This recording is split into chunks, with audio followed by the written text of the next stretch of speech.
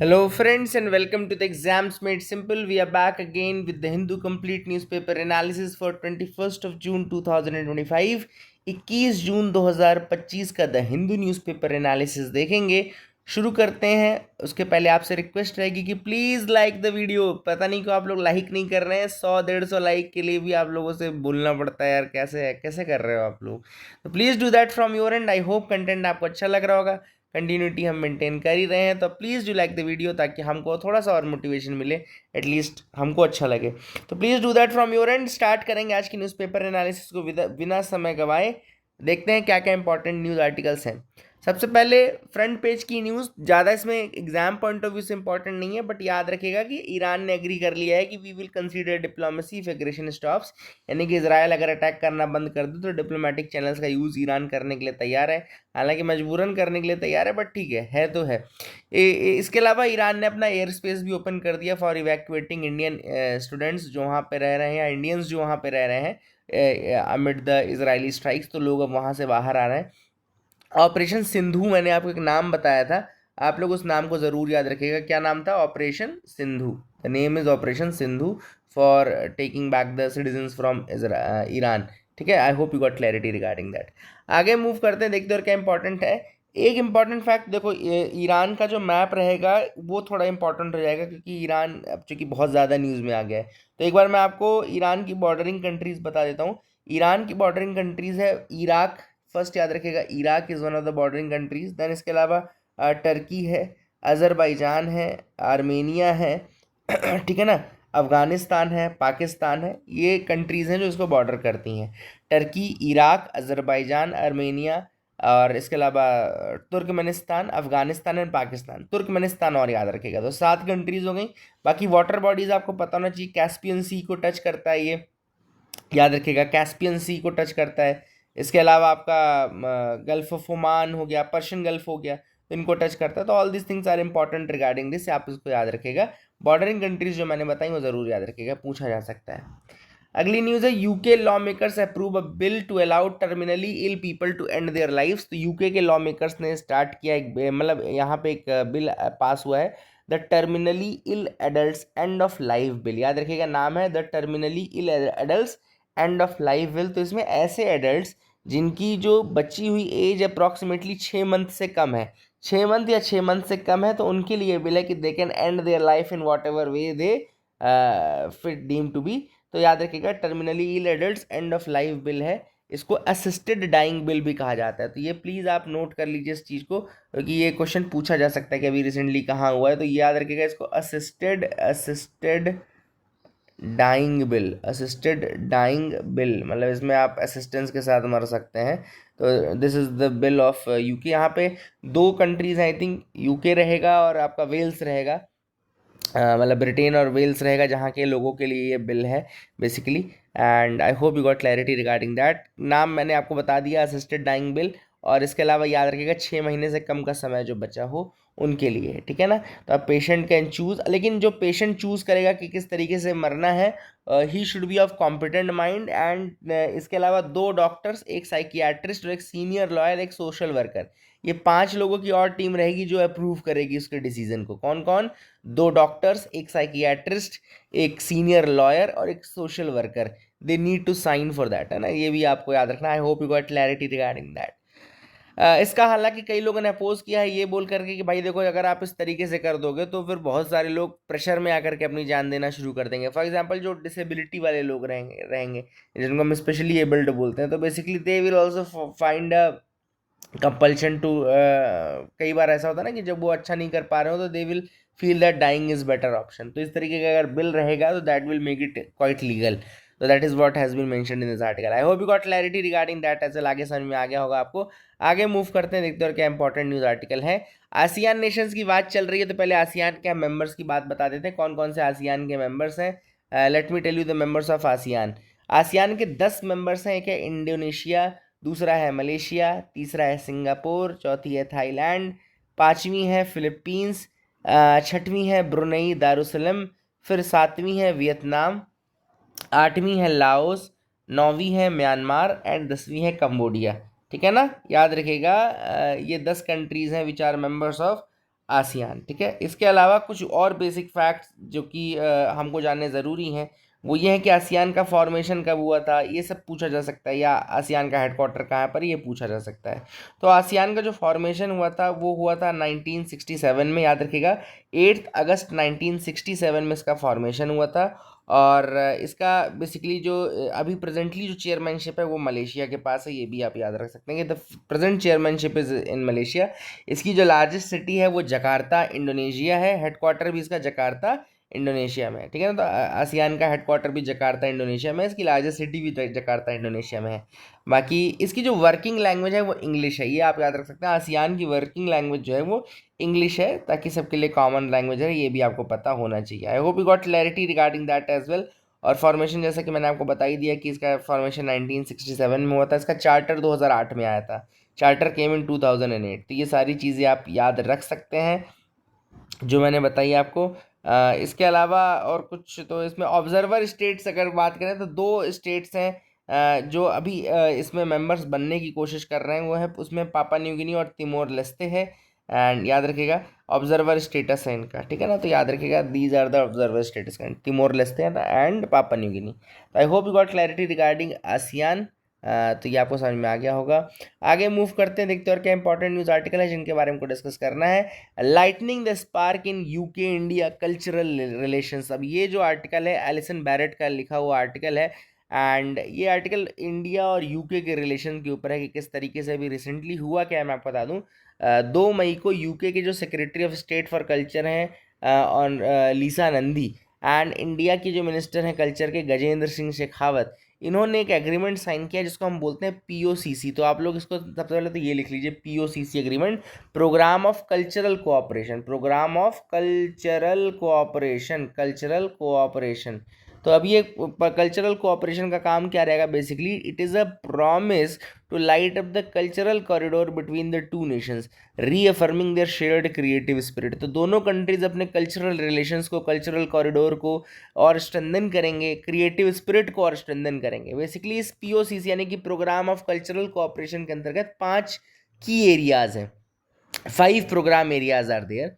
वो 5 programme areas हैं। पहला है डिजिटल टेक्नोलॉजीज फॉर कल्चर, दूसरा है एग्जीबिशंस एंड कलेक्शंस, तीसरा है परफॉर्मेंसेज एंड इवेंट्स, चौथा है कल्चरल प्रॉपर्टी एंड पांचवा है sustainability. Digital technologies for culture, exhibitions and collections, performances and events, cultural property and sustainability, और ये 5 जो प्रोग्राम्स हैं वो पीओसीसी के अंतर्गत है, ठीक है ना। आई होप यू गॉट क्लैरिटी। अब ये बेसिकली जो पूरा का पूरा एम है वो एम है to develop a creative economy, है ना। क्रिएटिव इकोनॉमी याद है आप लोग को, एक टर्म अभी बीच में बहुत ज़्यादा चल रहा था जब वेव्स समिट हो रहा था मुंबई में, तो वो देखो वेव समिट का भी मेंशन है कि यहाँ पे वेव समिट हुआ था, world audio visual and entertainment summit जो हुआ था मुंबई में। यहाँ पे highest, one of the highest ranking delegate जो थे वो लीसा नंदी थी। तो इस कारण से ये बहुत ज़्यादा इम्पॉर्टेंट है ये चीज़ें। आई hope you got clarity regarding that. इसके अलावा ऑथर ने ये भी कहा है कि क्रिएटिव सेक्टर जो है वो काफ़ी रैपिडली ग्रो कर रहा है। It is projected to reach 10% of the global GDP by 2030। And G20 New Delhi leader summit में भी ये काफ़ी ज़्यादा यूनानिमसली बहुत बात की गई थी कि जो क्रिएटिविटी सेक्टर है, क्रिएटिव सेक्टर, उसमें काफ़ी इन्वेस्टमेंट की आवश्यकता है। एंड वेव समिट उसी का रिजल्ट है ना, यह भी याद रखना है। तो बेसिकली पीओसीसी यानी कि जो ये आपका पीओसीसी का एम है, पीओसीसी का एम भी यही है कि इसी मोमेंटम को और बिल्डअप किया जाए, है ना। तो that is a thing which is important. POCC का फुल फॉर्म है programme of cultural cooperation. POCC basically creative economy को ही फॉस्टर करने के लिए है। टेक्नोलॉजी का स्पेशली, जैसे मैंने 5 की एरियाज बताए तो उसमें एक टेक्नोलॉजी वाला एरिया भी है। तो टेक्नोलॉजिकल सेक्टर जैसे gaming, digital content, film, OTT, television and all, इन सब में काफ़ी ज़्यादा अपॉर्चुनिटीज़ है। प्लस स्किल्ड वर्कर्स, इनोवेटर्स की आवश्यकता बहुत ज़्यादा है इन फील्ड्स में, तो वहाँ पे भी काफ़ी ज़्यादा अच्छा है। इसके अलावा ऑथर ने ये भी कहा है कि अगर हम creative India tapping the full potential report की बात करें, ये रिपोर्ट आई है एडीबी यानी कि एशियन डेवलपमेंट बैंक की। तो इसमें इंडिया के 6 जो टॉप 10 क्रिएटिव हब्स हैं वो बेसिकली कहना चाहिए नॉन मेट्रो रीजन्स हैं, जैसे बदगाम जम्मू कश्मीर में, तिरुपुर तमिलनाडु में। ये one of the 10 creative hubs हैं इंडिया के। और ये आप देखेंगे नॉन मेट्रो सिटीज़ में, तो इंडिया के रिच डाइवर्स कल्चरल हेरिटेज को दर्शाते हैं ये। This is what the author says in the article. इसके अलावा कुछ फेस्टिवल का नाम था, जैसे हॉर्नबिल फेस्टिवल आपका नागालैंड का है, ये भी कल्चरल कोऑपरेशन में है। ऑथर ने कहा है कि क्यों ये ग्लोबल पार्टनरशिप मैटर करती है, तो इसलिए मैटर करती है क्योंकि क्रिएटिव इकोनॉमी बहुत ज़्यादा इवॉल्व कर रही है। इसके अलावा स्किल्ड लेबर्स की शॉर्टेज है, उनको डेवलप करना है सस्टेन इकोनॉमी के लिए। प्लस इसके ऐसा करने के लिए जब आप ऐसे आपको स्किल्ड लोग चाहिए तो आपको एजुकेशन में, वोकेशनल ट्रेनिंग में, स्किल डेवलपमेंट में काफ़ी इन्वेस्ट करना पड़ता है। और इंटरनेशनल कोलैबोरेशंस जो हैं वो एम्पावर कर सकते हैं क्रिएटिव प्रोफेशनल्स को। याद रखिएगा, this is why the international collaboration is important. इसके अलावा ऑथर ने कहा है कि भैया AR VR AI टेक्नोलॉजी जो ऑगमेंटेड रियलिटी है, वर्चुअल रियलिटी है, आर्टिफिशियल इंटेलिजेंस है, ये सारी टेक्नोलॉजीज भी काफ़ी इंपॉर्टेंट है। अभी रिसेंट के टाइम में तो और ज़्यादा इंपॉर्टेंट है, इसलिए भी इंटीग्रेशन इन कंट्रीज़ का इंपॉर्टेंट है, कल्चरल एक्सचेंज इंपॉर्टेंट है, क्रॉस बॉर्डर पार्टनरशिप इंपॉर्टेंट है। तो I hope you got clarity regarding this article. I hope आपको समझ में आ गया होगा। एक बहुत अच्छी केस स्टडी इसमें लिखी है रॉयल फील्ड की। रॉयल फील्ड के बारे में आपको पता होगा, रॉयल एनफील्ड जो थी ये पहले UK की कंपनी हुआ करती थी।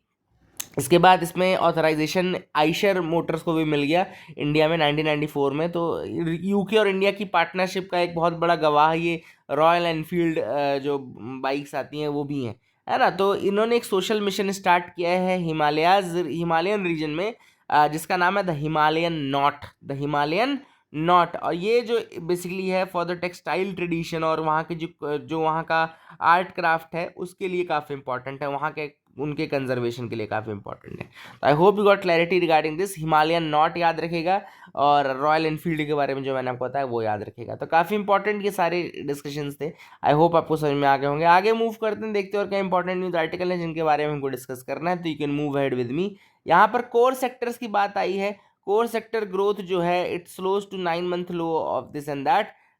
तो कोर सेक्टर की बात कर लेते हैं, कौन कौन से कोर सेक्टर हैं। 8 कोर सेक्टर्स हैं, काफ़ी इंपॉर्टेंट है। उनका वेटेज भी बता देता हूँ मैं आपको, जो उनका वेटेज है कोर सेक्टर में। तो 8 कोर सेक्टर में रिफाइनरी प्रोडक्ट्स का वेटेज सबसे ज़्यादा है 28% के आसपास। इलेक्ट्रिसिटी का सेकंड नंबर पे है 19.85 के आसपास। स्टील का 17.92, कोल का 10.33 चौथा, क्रूड ऑयल का पांचवा 8.98, छठवां नेचुरल गैस 6.88, सातवां सीमेंट 5.37 और आठवां फर्टिलाइजर 2.63। ये decreasing order of their weightage है कोर सेक्टर का। तो मैं फिर से बताता हूँ, refinery products highest, electricity second, steel third, coal fourth, crude oil fifth, natural gas sixth, cement seventh and fertiliser eighth. तो ये कोर सेक्टर है। और याद रखिएगा कोर सेक्टर IIP यानी कि इंडेक्स ऑफ इंडस्ट्रियल प्रोडक्शन का भी हिस्सा है ना, उसका लगभग 40% कॉन्स्टिट्यूट करते हैं। तो आप एक क्वेश्चन का आंसर आप मुझे बता सकें कि IIP के कौन कौन से कॉन्स्टिट्यूंट होते हैं ना, IIP के कौन कौन से कॉन्स्टिट्यूंट होते हैं। एक मैंने आपको कोर सेक्टर बता दिया, 40% तो नहीं का वेटेज है, बाकी क्या है अगर if you can tell me then that will be good. तो I hope you got clarity, you will be able to tell me. आगे मूव करते हैं। IAEA warns of nuclear disaster if Israel attacks Iran's Bushehr plant. तो कल मैंने nuclear plants की बात की थी ईरान के, जिसमें मैंने आपको 2 से 3 नाम काफ़ी इंपॉर्टेंट बताए थे। जिसमें पहला नाम तो मैंने आपको बताया था नातांज का, दूसरा नाम मैंने इस्फहान बताया था, तीसरा मैंने आपको फोर्डो बताया था। नातांज बताया था, इस्फहान बताया था और एक आपको फोर्डो बताया था, फोर्डो। अराक भी बताया था कल, अराक।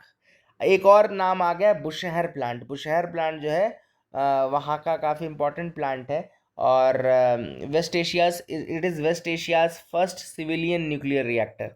याद रखिएगा, Bushehr is West Asia's first civil nuclear reactor. और अगर इसके ऊपर अटैक करता है इसराइल तो काफ़ी बड़ा एक्सीडेंट हो सकता है। This is what the IAEA says. IAEA क्या है? International atomic energy agency. Establishment इसका हुआ था 1957 में। हालांकि it is a part of UN system, but ये ऑटोनॉमस है ना, ऐसा UN का हिस्सा नहीं मानते, ऑटोनॉमस मानते हैं। हेडक्वार्टर इसका वियना ऑस्ट्रिया में है। मोटो इसका है atoms for piece and development. 178 member countries हैं 2024 के स्टेटस के हिसाब से। यूनाइटेड नेशंस इसकी पेरेंट ऑर्गेनाइजेशन है और ये रिपोर्ट करती है UNGO और UNSC को, ठीक है ना। इसका मेन ऑब्जेक्टिव है to promote peaceful use of nuclear energy, to prevent proliferation of nuclear weapons, to ensure nuclear safety and security, conduct inspections to verify compliance with nuclear treaties। तो इसीलिए ये इंस्पेक्शन करता रहता है बार बार जा जाके, ठीक है ना। तो I hope you got clarity regarding all these facts, समझ में आ गया होगा। आगे मूव करते हैं। New Zealand prime minister meets Xi after cutting aid to Cooks island. तो ये भी एक इंपॉर्टेंट चीज़ है। कुक्स आइलैंड के बारे में थोड़ा बता देता हूँ। कुक्स आइलैंड की लोकेशन है south Pacific ocean, north east of New Zealand, north east of New Zealand south Pacific में है। लगभग 15 आइलैंड्स का ग्रुप है ये। कैपिटल है Avarua, Avarua is the capital and Rarotonga is basically जो सबसे इंपॉर्टेंट आइलैंड है वो रारोटोंगा है। करेंसी यहाँ पे न्यूजीलैंडियन डॉलर यूज़ होती है और कुक्स आइलैंड डॉलर भी यूज़ होती है, तो ये भी याद रख सकते हैं। सेल्फ गवर्निंग टेरिटरी है, फ्री एसोसिएशन है इसका न्यूजीलैंड के साथ 1965 से, सेल्फ गवर्निंग टेरिटरी है लेकिन, ठीक है। आई hope you got clarity regarding this and that. NATO summit के बारे में आया है, नाटो के बारे में आपको पता होगा, North Atlantic Treaty Organisation. Foundation हुआ था नाटो का 4 अप्रैल 1949, 1949 में बनी थी। और इसकी जो ट्रीटी है उसको हम वॉशिंगटन ट्रीटी बोलते हैं। कौन सी ट्रीटी बोलते हैं? वॉशिंगटन ट्रीटी बोलते हैं। हेडक्वार्टर इसका ब्रुसेल्स बेल्जियम में है। 32 कंट्रीज इसकी मेंबर हैं। सबसे लेटेस्ट मेंबर हैं फिनलैंड और स्वीडन, याद रखिएगा फिनलैंड और स्वीडन इसके सबसे लेटेस्ट मेंबर्स हैं। और इसका बेसिकली कलेक्टिव डिफेंस का एक आर्टिकल है जिसको हम आर्टिकल 5 बोलते हैं। मतलब कि अगर आप किसी एक कंट्री के अगेंस्ट अटैक करते हो नाटो मेंबर के, तो it is considered against attack against all. तो कलेक्टिव डिफेंस क्लॉज है इसका आर्टिकल 5। और ये केवल एक बार इन्वोक हुआ है 9/11 में, ठीक है। तो ये भी आपको बता ही दिया मैंने। ब्लैक सी का नाम आया था, तो यहाँ पे थोड़ा सा अपन एक बार देख लेते हैं कि ब्लैक सी के अराउंड बॉर्डरिंग कंट्रीज कौन कौन से हैं, क्योंकि यूपीएससी देखो क्या है, ये पूछता रहता है ऐसे क्वेश्चन है। तो let's see that Black Sea देखो बॉर्डर है 6 कंट्री से। तो let me write then down, आप लोग भी अपने नोट्स में ऐड कर लेना। ब्लैक सी का नाम आया तो ब्लैक सी जो है उसके अंदर 6 कंट्रीज हैं उसके आसपास। इसमें एक मेन है यूक्रेन, दूसरी है रशिया, देन आपकी है जॉर्जिया, देन आपका है टर्की, देन आपका है बुल्गारिया एंड देन आपका है रोमानिया, ठीक है, रोमानिया सॉरी, ठीक है। तो इसका मैंने एक बार कोड बताया था आपको, इसका कोड आप याद रख सकते हैं, बर्गर टी, 2 आर है ना, तो B is for Bulgaria, U is for आपका Ukraine, R is for Russia, G is for Georgia, और आपका आर जो दूसरा वाला है वो है रोमानिया, और टी इज़ फॉर टर्की। तो बर्गर टी, इस तरीके से आप याद रख सकते हैं, ठीक है। तो I hope you got clarity. इसमें एक फिश है टर्किश सैल्मन, उसके बारे में आया था, बहुत ज़्यादा इंपॉर्टेंट नहीं है। तो that is it for the day friends. I hope you like the video. Please like share subscribe, keep loving us, keep sharing us. Thank you and have a nice day.